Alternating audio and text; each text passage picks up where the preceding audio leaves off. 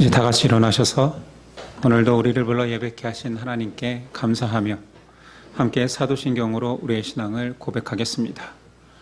나는 전능하신 아버지 하나님 천주의 창조주를 믿습니다. 나는 그의 유일하신 아들 우리 주 예수 그리스도를 믿습니다. 그는 성령으로 잉태되어 동정녀 마리아에게서 나시고 본디오 빌라도에게 고난을 받아 십자가에 못 박혀 죽으시고 장사된 지 사흘 만에 죽은 자 가운데서 다시 살아나셨으며 하늘에 오르시어 전능하신 아버지 하나님 우편에 앉아 계시다가 거기로부터 살아있는 자와 죽은 자를 심판하러 오십니다. 나는 성령을 믿으며 거룩한 공교회와 성도의 교제와 죄를 용서받는 것과 몸의 부활과 영생을 믿습니다. 아멘.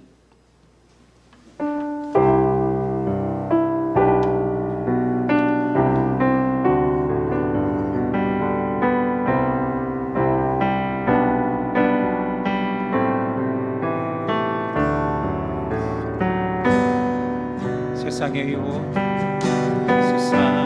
유혹 시험이 내게 몰려올 때에 나의 힘으론 그것들 모두 이길 수 없네. 거대한 폭풍 가운데 위축된 나의 영혼 어찌할 바를 몰라 헤매이고 있을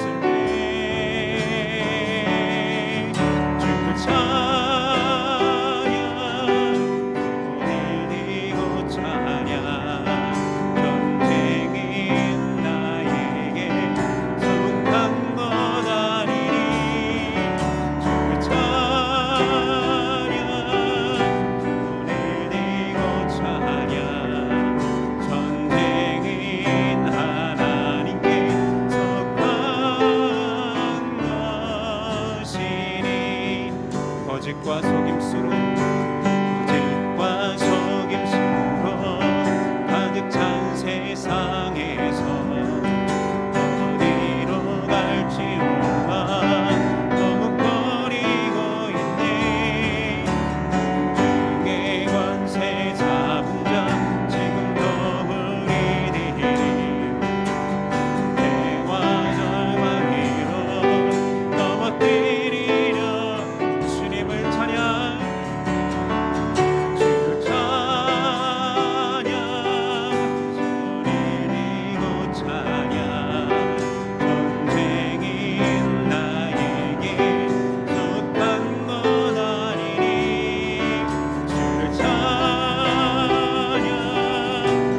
소리 내고 찬양 전쟁인 하나님께 속한 것이니 주위를 둘러보며 그 위를 둘러보며 아무도 없는 믿음의 눈을 들면 보이는 분 계시니 지금도 내 안에서 역사하고 계시니 사망과 어둠의 권세 물리치신 예수님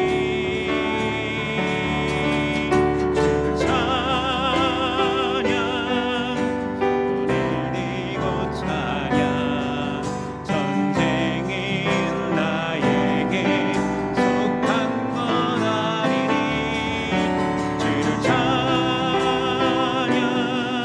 소리 내고 찬양 전쟁인 하나님께 속한 것이 주님만의 찬양 주를 찬양 소리 내고 찬양 전쟁인 나에게 속한 것 아니니 주를 찬양 소리 내고 찬양 전쟁인 하나님께 속한 것 우리의 찬양을 받으소서 주를 찬양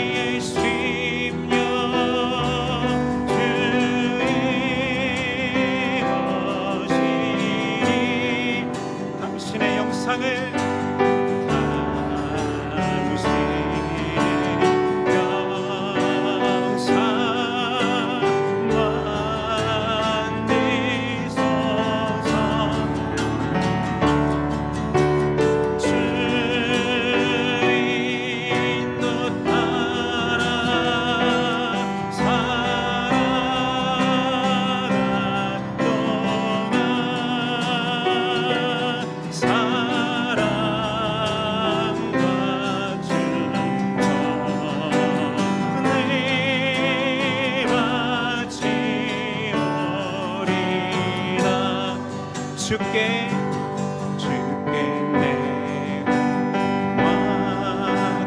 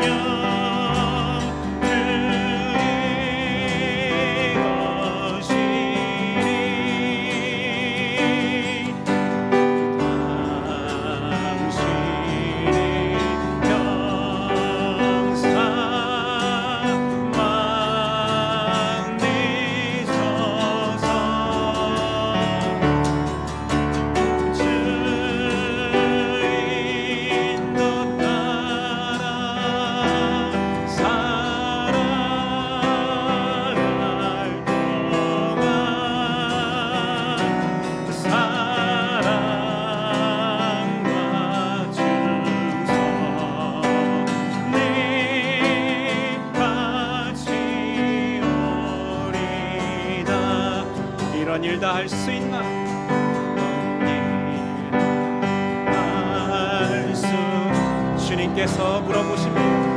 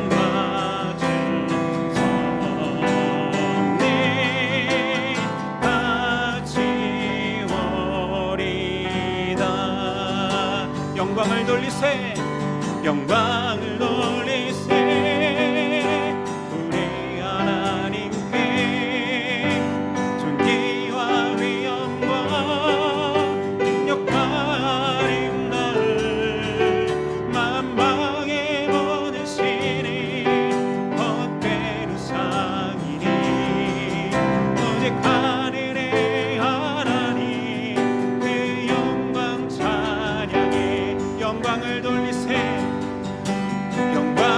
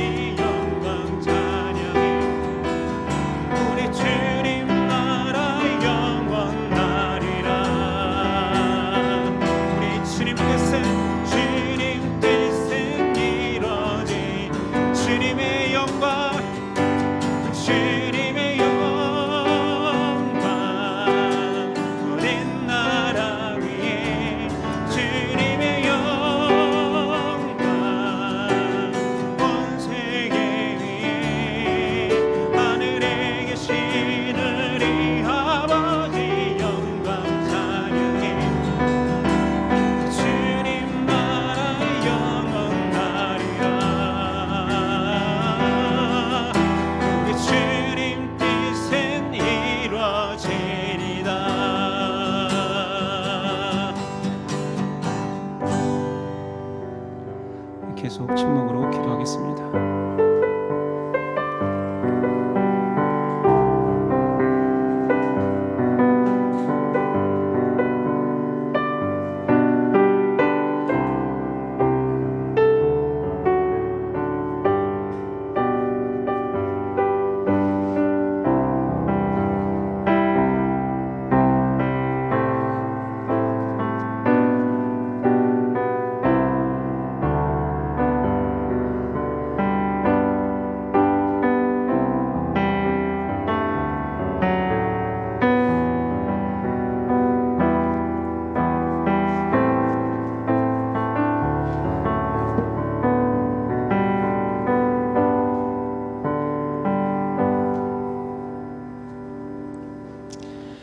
주님 감사합니다. 무더운 여름 가운데 우리의 건강과 정서를 지켜주심에 감사합니다.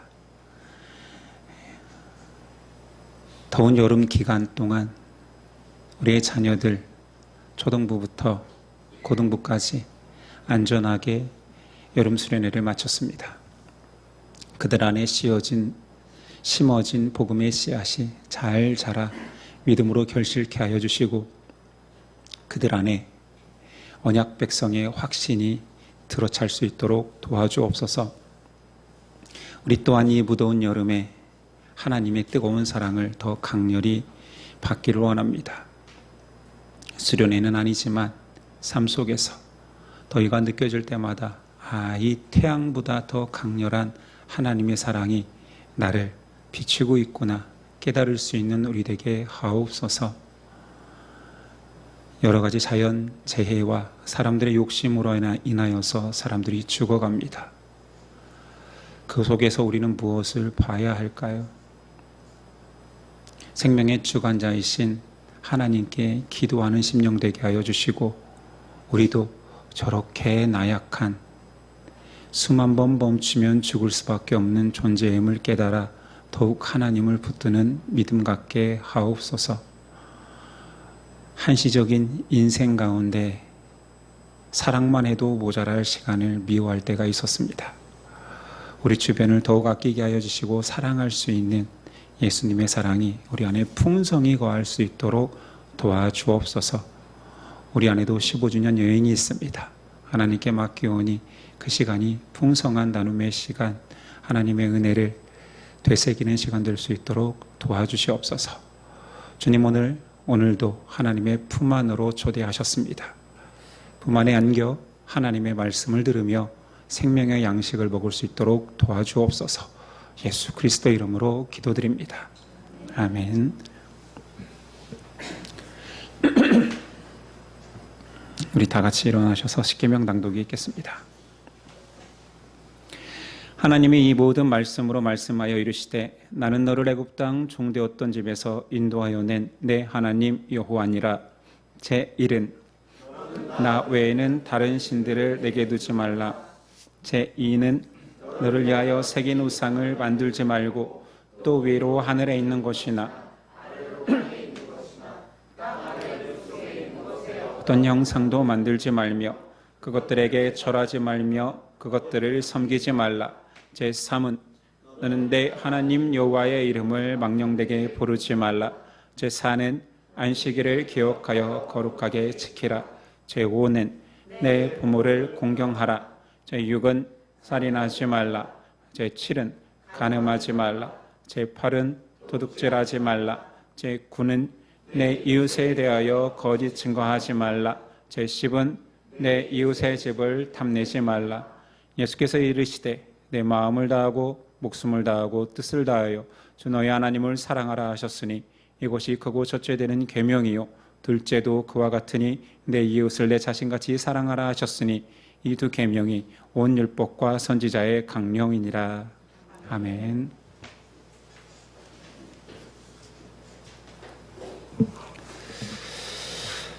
오늘 우리에게 주시는 하나님의 말씀은 사도행전 4장 23절로 31절입니다.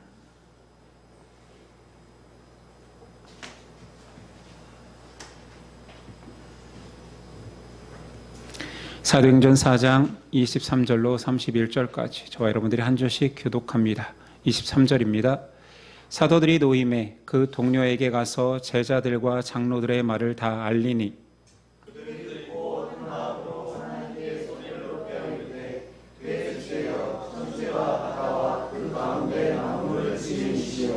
또 주의 종 우리 조상 다윗의 입을 통하여 성령으로 말씀하시기를 어찌하여 열방이 분노하며 족속들이 허사를 경영하는고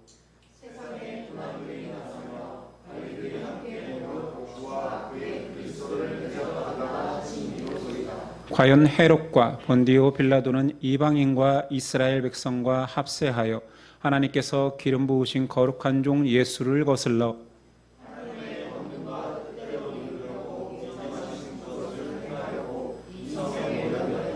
주여 이제도 그들의 위협함을 굽어보시고 또 정돌로 하여금 담대히 하나님의 말씀을 전하게 하여 주시오며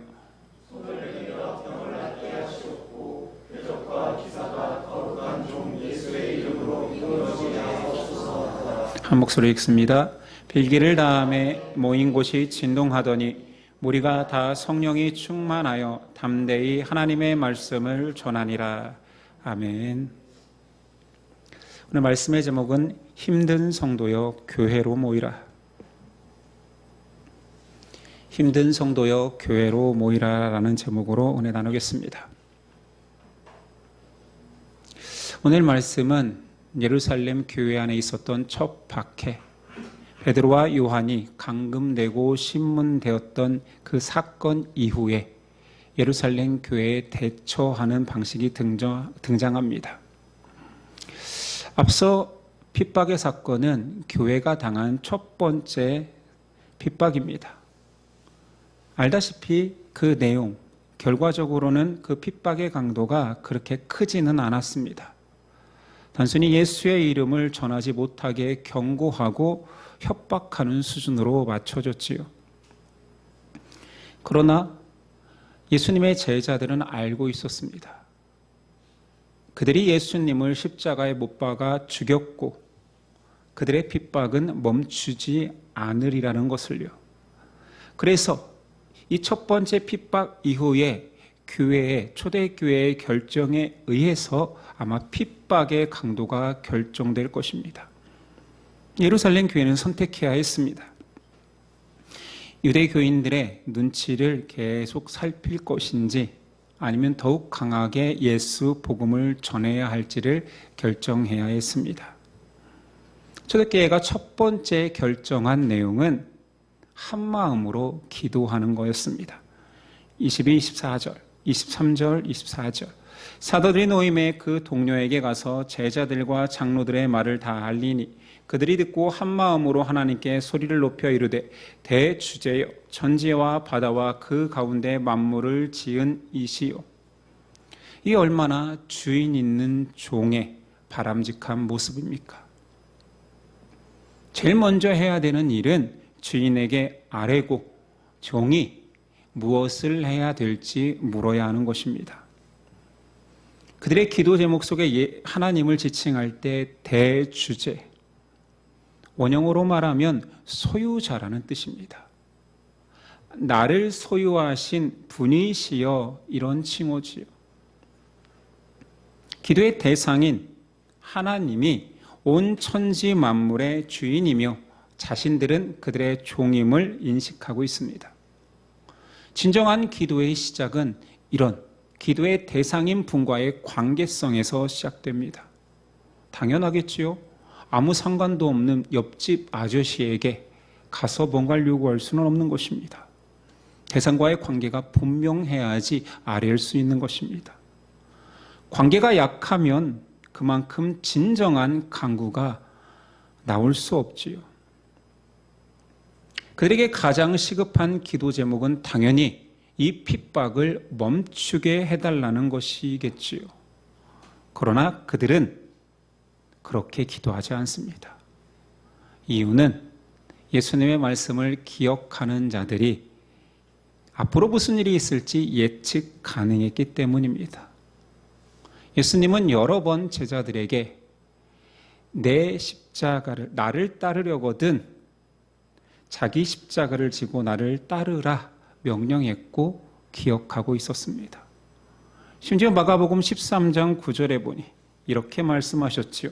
너희는 스스로 조심하라. 사람들이 너희를 공회에 넘겨주겠고 너희를 회당에서 매질하겠으며 나로 말미암아 너희가 권력자들과 임금들 앞에 서리니 이는 그들에게 증거가 되려 함이라. 예수님 이미 말씀하셨습니다. 너네 처음에 공회에 넘겨질 거야. 그런데 베드로와 요한이 공회에 넘겨졌습니다. 그리고 너희가 회당에서 맞을 거야. 회당에서 그들이 핍박당할 것을 기독교인이 되는 순간 다 예상할 수 있었습니다. 실제로 기독교인들이 첫 번째 당한 불이익은 그들의 마음의 고향과도 같은, 유대인의 정체성을 가지면 아주 어렸을 때부터 회당에서 거의 살다시피 했는데 니네가 기독교 당이지 더 이상 회당 출입 금지, 회당에서 쫓겨나는 일이었습니다. 유대인의 입장에서 기독교인은 이단이지요. 우상 숭배자며 자신의 민족 신앙을 버린 배신자입니다. 그러나 여전히 유대인에게 회당은 고향 같은, 어머니의 품 같은 곳인데 그곳에서 매질을 당하고 쫓겨나기 시작합니다. 신자들은 첫 박해가 시작되면서부터 앞으로 있어질 일들이 예수님 말씀 때문에 차근차근 떠올려지는 거예요. 공회에 넘겨지겠고 우리는 회당에서 쫓겨나겠구나. 개인적 박해로 끝나지 않고 정치적, 사회적, 조직적 박해로 발전할 것을 그들도 예감하고 있습니다. 그래서 기도 제목이 이렇습니다.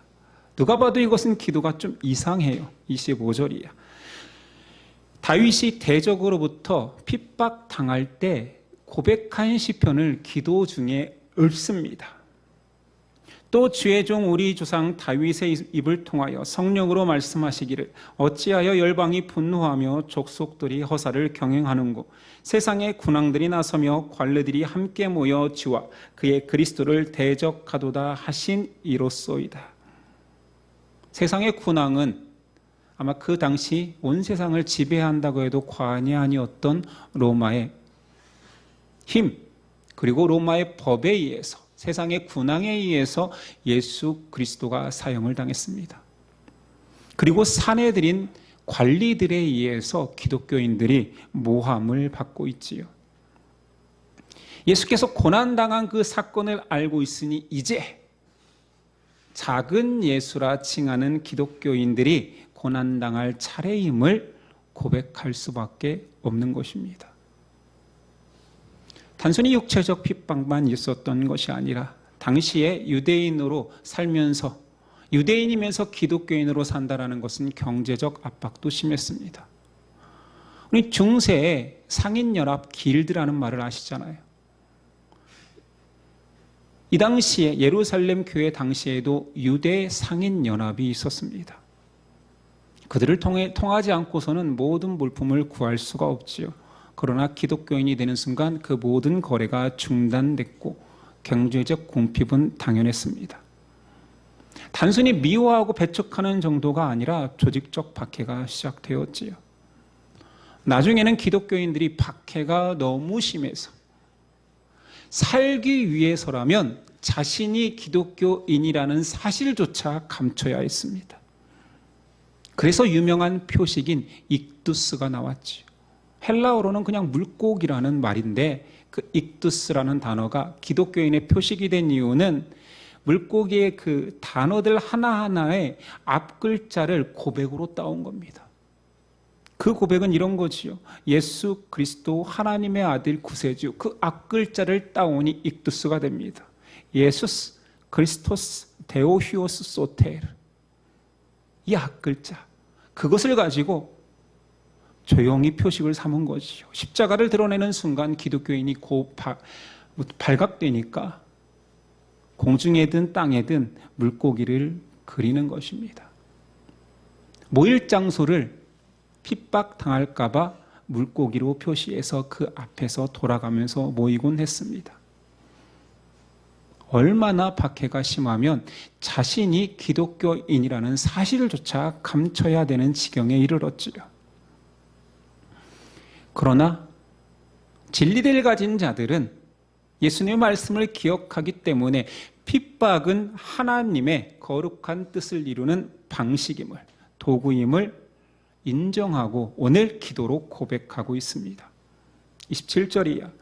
과연 헤롯과 본디오 빌라도는 이방인과 이스라엘 백성과 합세하여 하나님께서 기름 부으신 거룩한 종 예수를 거슬러 하나님의 권능과 뜻대로 이루려고 예정하신 그것을 행하려고 이 성에 모였나이다. 이 고백은 정말 놀라운 고백입니다. 예수 복음을 전함에 있어서 핍박은 필연적이다 라고 고백하는 것입니다. 이것을 신앙인들이 인정해야 되지요. 왜냐하면 예수님의 말씀이었기 때문입니다. 오늘 말씀 속 예루살렘 교회는 강점이 등장합니다. 이 강점이 지금 신앙생활하는 우리에게도 굉장한 신앙의 가치를 부여하기 때문에 따져봐야 되겠지요. 핍박당하는 예루살렘 강점 1번은 핍박 속에서 그들이 분열되지 않습니다. 핍박이 커지면 커질수록 그들은 오히려 교회로 모입니다. 첫 핍박을 당한 베드로와 요한 사도도 풀려나자마자 자신을 위해 기도하리라고 예상했던 교회 공동체로 복귀합니다. 조직적 핍박이 커지면 커질수록 성도들은 교회로 모여듭니다. 다 같이 모여서 기도하지요. 그들에게 교회는 어머니의 품과 같습니다. 위로받는 곳입니다. 그런 의미에서 현대 교회가 교회 중심의 신앙이 이루어지지 않는 이유 중요한 한 가지를 꼽자면 진리에 대한 핍박이 없기 때문입니다. 여러분들 기독교인 정체성을 드러냄으로 인하여서 최근에 핍박 당하신 적 있습니까? 조롱 당하신 적 있습니까? 당하신 분들은 깨달을 거예요. 저도 사역자가 돼서 정말 나하고 아무 상관없는 조롱을 크게 당한 적이 있습니다. 나에게 수치를 준 그 사람이 처음에는 너무 미운 거예요. 밤잠을 설칠 정도로 죽여봐라. 내 안에도 그런 분노가 있더라고. 저를 너무 심하게 수치를 줬거든요. 근데 시간이 지날수록 더 큰 감정이 일어나니 내 주변에서 같이 예수님을 믿는 사람들이 계속 떠오르는 것입니다. 그들이 있으면 얼마나 고맙고 감사하던지, 평소에 얌체 같던 형제도, 모난 가시 같던 자매도 그렇게 귀할 수가 없습니다. 예수님을 믿고 그 길을 함께 걷는다는 그 사실만으로 사랑스럽고 고맙습니다. 바른 믿음의 사람은 사회에서 고난당하고 힘들 때마다 바른 신앙인이 그립고 보고 싶습니다. 교회가 핍박을 당하면 교회는 모여서 기도합니다. 하지 말라고 해도 합니다. 새벽 기도에 평소에 나오지 않는 어떤 분이 나와서 나중에 물어보면 힘든 일을 당했을 때입니다. 해결되면 또 나오지 않습니다. 또 어떤 성도가 웬일이지 하면 너무나 당연히 고난 중에 있을 때 교회를 찾습니다. 고난을 당해야 성도는 하나님께 부르짖고 공동체와 함께 기도하는 간구를 합니다. 그리고 오늘 성도들은 그 핍박을 가시게 해달라고, 오늘 예루살렘 교회는 그것을 없애달라고 하지 않고 그 핍박 중에도 내 믿음을 지키게 해달라고, 담대히 복음을 전할 수 있는 자 되게 해달라고 기도하고 있습니다. 현대의 신앙인들의 기도 제목과 얼마나 다릅니까? 이런 믿음의 간절함과 진실함이 또다시 오순절 그 장소와 같은 놀라운 땅이 진동하는 성령 충만을 경험하게 했습니다. 핍박당하는 예루살렘 교회의 강점 두 번째는 위협 속에서도 더욱 강해지는 그들의 특징을 보입니다. 29절, 주여 이제도 그들의 위협함을 굽어보시고 또 종들로 하여금 담대히 하나님의 말씀을 전하게 하여 주시오며. 첫 박해는 그들을 도망치게 하지 않고 사도들의 이 박해가 결국 우리에게도 올 것이구나, 이제 시작이구나라는 인식을 갖게 했습니다. 그들은 박해 속에서 오히려 하나님의 사명을 떠올립니다. 예수님의 말씀이 나에게도 이루어지겠구나. 흔들리지 않고 담대히 그 복음을 전하게 해달라고 기도합니다. 두 번째의 모습은 대가 지불이지요. 위험을 감수합니다. 30절, 손을 내밀어 병을 낫게 하시옵고 표적과 기사가 거룩한 종 예수의 이름으로 이루어지게 하옵소서 하더라. 지금 여기에서 표적과 기사가 이루어지게 하시옵소서는 능력 달라, 능력으로 극복하게 해달라는 의미가 아닙니다. 이 일로 인하여서 첫 선한 일을 통하여서 사도들이 핍박당했잖아요. 박해의 발단이 치유이적이었습니다. 우리가 박해를 감수하더라도 이런 일이 결코 하나님의 영광이 가리워지지 않기를 원합니다가 핵심입니다. 능력 주세요가 아니에요. 박해가 있을지라도 하나님의 하라는 일을 하겠습니다가 핵심입니다. 세 번째 특징은 성령 충만입니다. 31절, 빌기를 다음에 모인 곳이 진동하더니 무리가 다 성령이 충만하여 담대히 하나님의 말씀을 전하니라. 핍박에 대응하는 개인의 힘은 개인의 담력이나 객기가 아닙니다. 그 사람이 자질이 아니에요. 하나님의 사명은 개인의 성실과 지고지순함으로 이루는 것이 아닙니다. 정답이 나오지요. 성령 충만으로만 감당하는 것입니다. 오늘 말씀 속에서 우리가 적용해야 되는 것, 우리를 돌아봐야 될 것이 있습니다. 첫째는 기독교 진리는 핍박을 동반한다라는 것을 인정해야 됩니다. 과연 한국 기독교인 중에 이것을 인정하는 사람이 몇이나 있을까요? 예수님이 직접 말했음에도 진리를 살아가는 것은 핍박 가운데로 걸어가는 거야. 진리를 따는 자는 고난이 있습니다. 물론 지금 성경책 속에 기록된 핍박이 아닐 수도 있습니다. 현대인의 핍박의 양상은 바뀌었습니다. 심지어 신학자들은 이렇게까지 묘사합니다. 현대 기독교의 성경적 핍박이 사라진 것이 아니라 마귀의 핍박의 방식이 진화했다. 사탄이 믿는 자의 목숨을 빼앗고 육체적 고통을 가하면 가할수록 진실한 성도가 더 많이 늘어납니다. 풀무에 담궜다 꺼내서 정금이 나오는 것처럼 막 튀어나오는 거예요. 심지어 로마의 대박해, 기독교 역사상 가장 강력한 10대 박해, 100년 동안 박해가 이루어졌는데 기독교인이 사라진 것이 아니라 믿음이 로마 제국을 집어삼켜서 로마가 기독교화됐습니다. 마귀가 깨달은 거예요. 전략을 수정해야겠다. 쟤네는 육체의 고통을 가할수록 더 성결한 믿음을 발휘하는구나. 그래서 직접적 고난보다는 간접적 유혹을 택했습니다. 전술이 바뀐 거지요. 전략은 똑같겠지만. 말세를 예고하는 요한계시록에 보면 성도를 유혹하는 큰 음녀가 17장에 나옵니다. 마귀는 이제 육체적 핍박을 가하기보다 진리의 의미를 퇴색시키려 합니다. 정신적 핍박에 가깝지요. 현대인의 그러니까 핍박의 양상은 어떻게 변하느냐? 인간의 가치를 갈등하게 합니다. 더 이상 신본주의가 아니라 인본주의로 바꿉니다. 이 사이에서 갈등하게 만드는 거지요.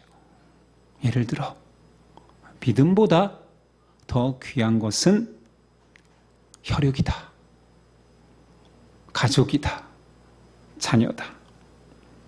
사회 구성원으로 살아감에 있어서 유능하고 친절하고 갈등을 일으키지 않는 것이 귀하다. 여러분들이 진짜 신앙을 가지고 사회생활을 한다면 갈등은 불가피합니다. 평화를 위해서 네가 너의 신념을 좀 죽일 수 있어야지. 경제적 불이익은 당연합니다.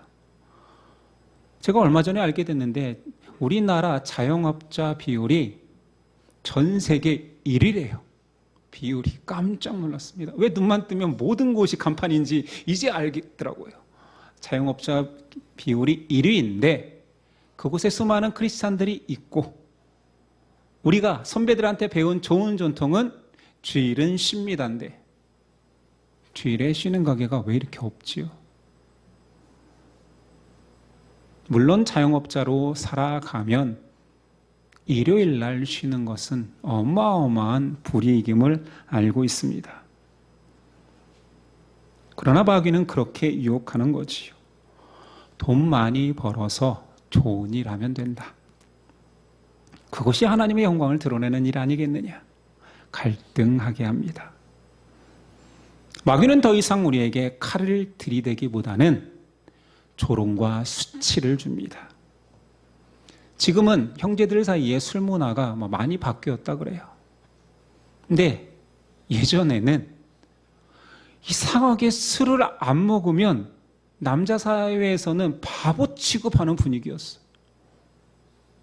아니 신념에 있어서 못 먹는 게 아니라 안 먹는 거라고 해도 바보 취급합니다. 그래서 제 주변의 모든 신앙인들이 교회 다니는 걸 속이고 그냥 술을 받아 먹더라고요. 11조도 좋은 잣대가 됩니다. 불신자들은 이렇게 묻습니다. 진짜 교회 다니는 사람은 자기 소득의 10분의 1을 헌금하냐도 아니고 저한테 물어본 사람은 성금하냐. 무슨 우리가 불을 돋게 합니까? 헌금 모를 수도 있지요. 사회인은. 그러면서 하는 말이 목사들 완전 도둑이네. 하나님이 전능하다면 돈을 요구하겠냐? 사람이 요구하는 거지. 굉장히 합리적 의심을 합니다. 신자 중에도 묻습니다. 너 정말 11조 해? 아니 그렇게 헌금하면 노후 대비는 할 수 있겠어? 신앙생활도 적당히 해. 이 말을 같은 신자들이 하지. 현대인에게 돈은 그 돈이 사용되는 그 사람의 목표와 가치를 반영합니다. 어렵게 이야기할 필요도 없어요. 돈은 현대인에게 세계관입니다. 기독교 진리는 고난을 감수하라 명령합니다. 이것을 대체할 말씀이 없어요. 그래서 믿음은 고난을 필요로 합니다. 고난 당할 때 믿음이 빛나거든요. 믿음의 희생을 해본 자라야지만이 믿음에 희생한 선배의 가치를 깨닫습니다.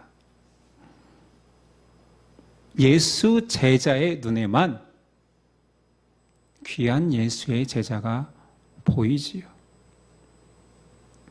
과거 제가 제 스승에게 이렇게 물어본 적이 있습니다.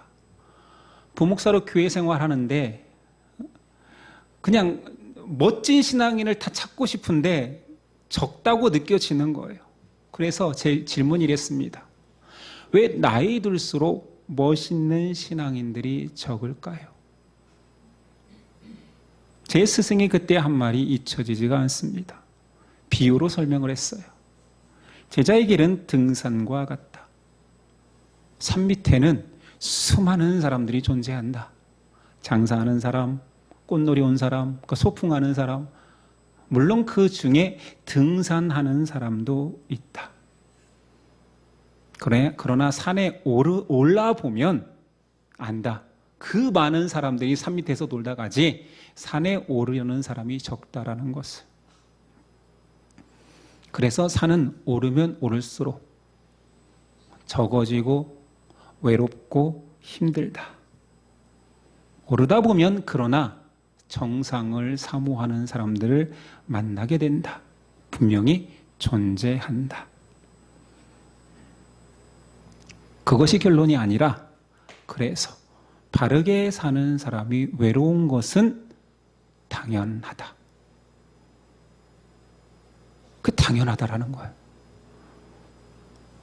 영적 외로움이 왜 있을까요? 찾는 이가 적고 사람이 적기 때문에 당연히 외롭지. 사람이 없는데. 신앙에 대한 정확한 비유는 아닐 수도 있습니다. 그러나 그 당시에 저에게는 큰 동기부여와 위로가 되었고 지금도 지칠 때마다 한 발짝이라도 누군가 진리를 걷다가 외로울 때 손잡아 줄 수 있거나 인사라도 해줄 수 있는 산 중턱에서 수고했다라고 말할 수 있는 사람 되기 위해서 한 발짝이라도 더 걷게 하는 힘이 되곤 합니다. 여러분, 외롭고 힘듭니까? 근데 그 외로움의 출처를 좀 따져봐야 돼요.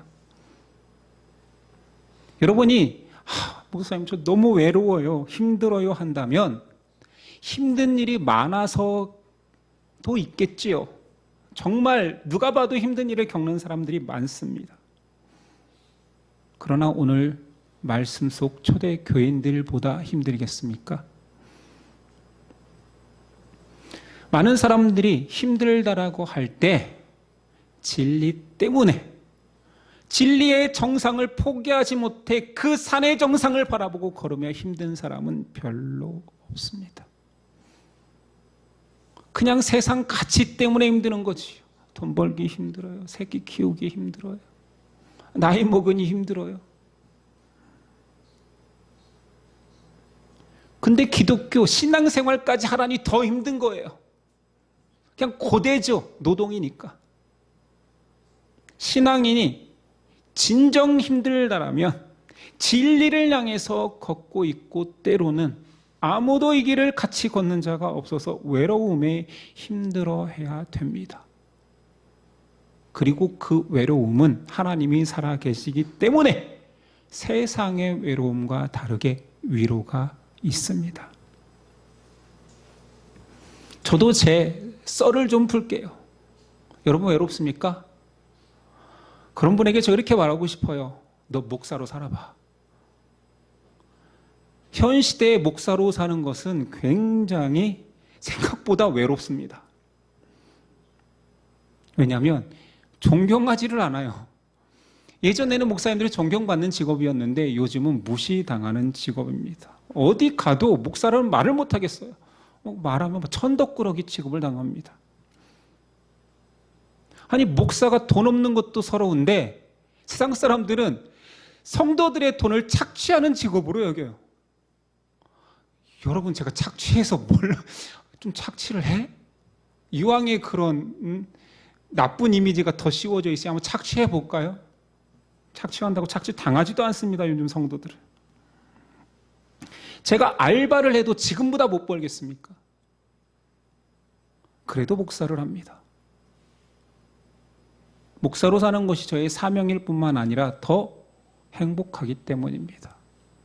저에게 목사로서 행복이 뭐냐고 묻는다라면 아까 말했듯 진리를 향해 걷는 사람들이 저를 사랑해 주기 때문입니다.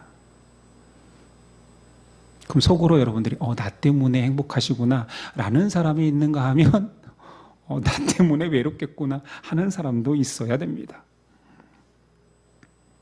여러분도 바른 신앙인으로 살아간다라면 외롭고 힘들어야 됩니다. 예수님을 따라가는 삶은 지금도 그 고난의 양상이 바뀌었을 뿐이지 계속 고난당하고 있습니다. 예수님께서 그런 길인지 말씀하셨고 따라오라 명령하셨습니다. 오늘 예루살렘 교인들은 기도하며 그 길을 걷겠다 고백하는 것입니다. 하나님과 함께 하겠습니다. 담대함으로 예수님의 사명을 감당하겠습니다. 그러니 성령이 그들을 도와 있는 곳이 진동할 만큼 충만함으로 임하신 것입니다. 여러분 힘들지요? 외롭지요? 그 아픔을 가지고 교회로 도망치십시오. 물론 힘들고 외로울 때 엄마가 생각나는 사람이 있을 거예요. 그건 사회적으로 힘든 거예요. 사회생활이 원래 힘든 겁니다. 인간으로 태어났으니. 그런데 힘들고 외로울 때 그래도 이 못난 목사가 떠오른다라면 여러분 안에 신앙생활 때문에 힘든 것, 신앙인의 정체성을 가지고 끝까지 버티는 것이 힘들 것입니다. 그러니 여러분들이 자신을 자가점검할 때 나는 힘들 때 엄마만 보고 싶어. 여러분들은 아직도 신앙 안에 깊이 들어오지 못한 것입니다. 힘들 때 이 못난 목사도 좀 보고 싶어야 됩니다. 최근에 제 앞에서 운 자들은 복됩니다. 최근에 성도들의 소그룹 안에서 운 자들 복됩니다. 교회는 성도들의 집입니다. 위로받는 곳이며 고난 중 피할 바위며 부모의 품입니다. 교회는 성도들을 태어나게 하는 어머니의 자궁입니다. 연약하게 태어나면 그 사람은 아마 인큐베이터 같은 느낌이 들겠지요. 교회는 성도들의 아픔을 닦아주고 치료하는 병원입니다. 그런데 교회가 간절하지 않은 사람은 아직도 안 아픈 거예요. 고난당하지 않는 거에 교회의 필요성이 별로 없는 것입니다. 그리운 사람이 없으면 그 사람은 위험합니다. 교회는 진리에 뿌리 내리고 터 위에 서 있고 사랑으로 결속되어 우리가 모르는 사이에 너무 많이 애쓰지 않아도 진리의 복음의 열매가 나타납니다. 31절 비기를 다음에 모인 곳이 진동하더니 무리가 다 성령이 충만하여 담대히 하나님의 말씀을 전하니라. 우리 신앙인으로 살아가면서 교회 공동체가 그리운 사람 됩시다. 내가 영적으로 신앙적으로 고난당하여서 보고 싶은 사람이 많은 교회 되길 원하고 또한 우리가 개인이 어떤 사람이 진리 앞에 고난당할 때 떠오르는 사람 되기를 소망합니다. 기도하겠습니다. 주님, 핏값으로 교회를 세우셨습니다. 그 공동체, 교회의 일원인 우리 하나하나가 세상을 변화시키고 진리를 걸어가는 자들의 위로가 될 것입니다. 나의 존재가 예수님을 멀리서 느끼는 그 마음, 그러나 가까이 이 형제 속에 거하신 예수를 통하여서 위로되게 하옵소서. 세상에 치우쳐 사는 가치관이 무너지고 교회 중심, 믿음 중심, 예수 그리스도의 말씀 중심의 삶을 살아갈 때 분명 고난당할 것입니다. 그때마다 진리의 길을 포기하지 않는 자들이 있음에 위로받고 나 또한 그런 기준 될 수 있도록 도와주옵소서. 예심의 그런 성결한 주님의 제자들이 많아지기를 원하며 예수 그리스도의 이름으로 기도드립니다. 아멘. 일어나서 결단 찬송 드립니다.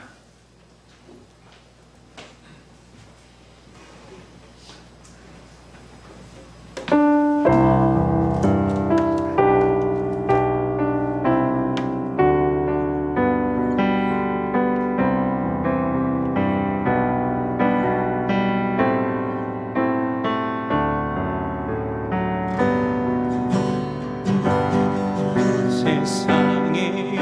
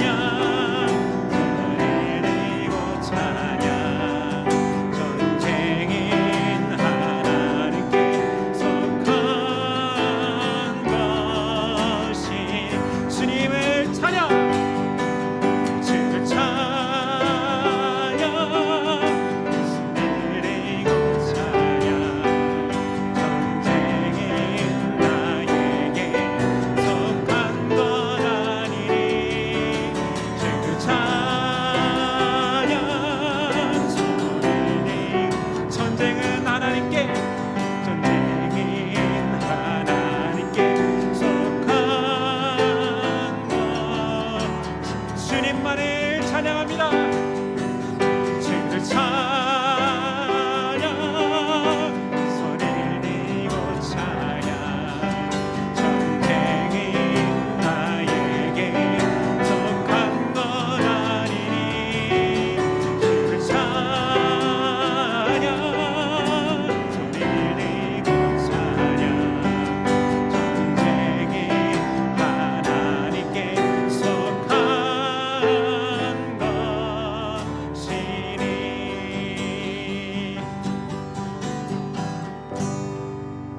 아멘. 기도하시겠습니다.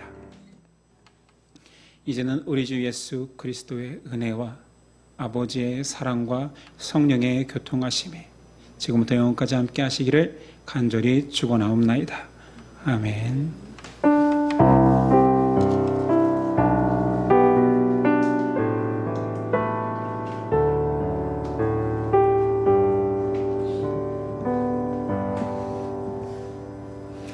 우리 옆 사람과 이렇게 인사했으면 좋겠습니다. 저는 힘들 때 당신이 보고 싶습니다. 부부하고는 인사하지 마세요. 힘들게 하는 게 부부여서. 자, 어제까지 신일교회에 다니는 모든 자녀들이 수련회를 마쳤습니다. 너무 감사하게도 큰 사고 없이 잘 마치게 되어서 감사합니다. 기도해 주신 여러분들께 감사드립니다. 오늘은 8월 첫째 주 전체 모임으로 모이겠습니다. 중요한 것은 15주년 여행에 대한 마지막 안내와 점검이 있겠습니다. 그 이후에 운영위원회 잠시 모이도록 하겠습니다. 예배를 마치겠습니다. 한 주간도 승리하십시오.